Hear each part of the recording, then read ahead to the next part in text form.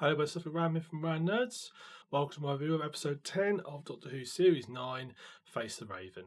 There may be some minor spoilers ahead, and possibly some major ones as well, so if you don't have things spoiled, turn off now. So Face the Raven starts off Doctor and Clara in the TARDIS, and they receive a phone call from Rigsy, who you may remember from last year's, well, in my opinion, best episode of the season, Flatline. And he said there's a mysterious tattoo on the back. Now, you can all argue people have had mysterious tattoos appear before, usually after having a night drinking, but this one's really odd because it's counting down. It's counting down time. And I'm not sure what it's counting down to. So, Doctor and Clara come to investigate, and by sort of tracing back Rigsy's steps of what happened, they found themselves investigating a mystery in an alien refugee camp located in the heart of London. It's a very different episode to what you normally ignore Doctor Who fare. I've had a few this season so far that have been very different, actually, and Who in general throughout sort of Doctor Who sort of revived time frame. It feels very different, a very different sort of pacing, a very different sort of structure. So obviously the clear plot feature of Doctor in his TARDIS is pretty much forgotten, and it comes down to very so much a personality type thing, sort of about people and character interaction rather than actually solving some deep focused technological mystery that we usually see with Doctor Who. I thought it was rather neat. I really enjoyed it.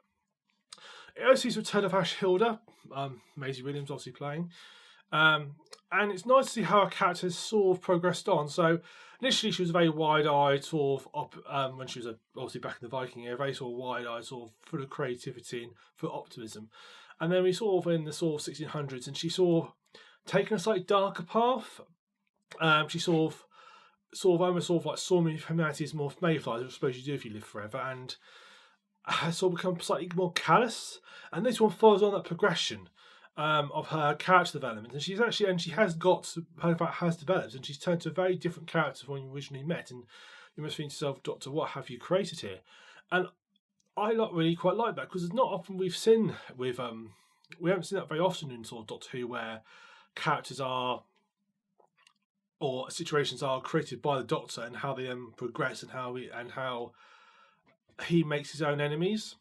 I'm trying to actually think of an example, and I must admit I am struggling. I mean, if you have any ideas, examples that you can think of, put them in the comments, because I really can't think of one off the top of my head. I'm not really thinking too hard about it, but not coming across one.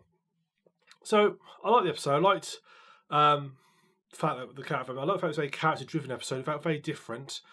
I was surprised to see the return of Rigsy. I hadn't expected him to come back. I heard they're going to bring him back, and I almost be quite such a fart. Not so sure about. I mean, it's a way to tie it into Doctor Who series, but not so sure about him as a character. I mean, he did spend most of the episode looking very surprised. But overall, I thought the sort of inclusion was neat in the way it sort of interwoved into this sort of very complicated plot, and not always not as it seems. It was a really neat little episode, and something that I haven't seen for a while, and I really enjoyed watching. So also I already mentioned Rigsy's back. Not going to go over too much what I've already said. I thought that his character was slightly undeveloped, had a few moments, but overall was fairly undeveloped. But could have been better, really. Ashildr's back, and again we're seeing her progression as she's moving along for her personality, becoming more and more callous, and I feel that she's going to come to quite a main antagonist for Doctor Who, maybe quite a, not say evil person, but very not the nicest of people. It's interesting to see how she's developed. Clara was absolutely. I have to say her development this season has been a lot better, and her writing has been so much better this season. I've actually really sort of grown to like Clara, and it was nice to see her sort of show off more of her acting ability and actually what she can do, and it's really neat how she's pulled through and what she's done. So all very good. There are a few other side characters. We see a return of a few monsters, but they're very much bit parts and sort of briefly glimpsed. All sort of bits. We saw a new race. They sort of spent time with this sort of alien race with two face on the front, face on the back, which is a bit I don't recall seeing before. I wonder if we might explore that a bit more in the future. But yeah, I mean, obviously, most of the side characters weren't really sort of main point. The main sort of story thrush has been the dynamic between Ashildr, Doctor, and Clara, really. As I mentioned earlier, production is very different to an normal episode. Writing is written by a lady called Sally Dollard, who I don't believe has written for Doctor Who before. I'm 95% confident of that, and you can tell it's a very different. You always tell when you get new writing because the episode's going to be very different. And I thought the episode was very well done. I mean, I thought some of the effects earlier on, where the Doctor with the TARDIS flying over London, I thought was very well done. Although it looked a little bit too, it did look a bit like it was being a bit too. How am I say? It looked a bit too smooth and stable, but it is a spaceship, so presumably it can do that sort of things. And I thought the sort of street sort of effects where they were was neatly done. Although it didn't look super realistic. It looks like you're sort of in the I would say Victorian era, or sort of a bit earlier perhaps. But I'm not very good judging eras. Perhaps a few hundred years earlier than that. I thought it done. The reason it looked perfect is because obviously it's not meant to be a real street. It's meant to be sort of an imitation street that's sort of been created by sources of psychic inference, so it can get away with things like that. Nice. I like the idea of this sort of refugee camp of aliens. Make sure what they're hiding from. I'm not thinking they're hiding from the Doctor, which is what I believe is probably happening. And of course, the beef episode ends in a very shocking ending. Without spoiling it, I won't spoil it at all. The episode has a amazing ending. I was so surprised by it. We didn't think they were actually going to do it. Obviously, we'll see how long it carries on, or whether it's all a big ruse.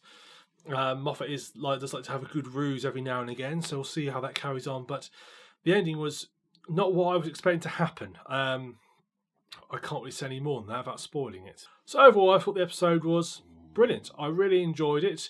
I enjoyed the writing. I hope she said I'll write for Doctor Who again. I like the way it ended. I thought it was very brave, and not something I'd seen in Doctor Who before, and but not in the new series realistically done before. I really can't fault it. It's definitely one of those episodes. Apart from that slight wobble we had last year, so far it's been nearly 10 out of 10 for quality so far. And I'm really looking forward to next week's sort of cliffhanger, because it ends on a proper cliffhanger. Really looking forward to find out what goes on and the sort of mysteries. Obviously setting up for the 2-part at the end. So overall, brilliant episode. Really liked it, and yeah, it's different, but I think you'll enjoy it. So very much for watching. I've been TheSuffolkRam. If you've enjoyed this, please subscribe to the channel. Put anything in the comments you like as well. We do other things on here. We do Let's Play. We've got Let's Play up and running at the moment. We do podcasts. We do all sorts of bits and pieces. And I'll occasionally record ranty videos. I've got a few more ideas of what else I'm going to be doing in the future. I just need to sort of make the time to record them. So thank you very much for watching. I look forward to seeing you on the next week's episode recording. Thank you. See you then.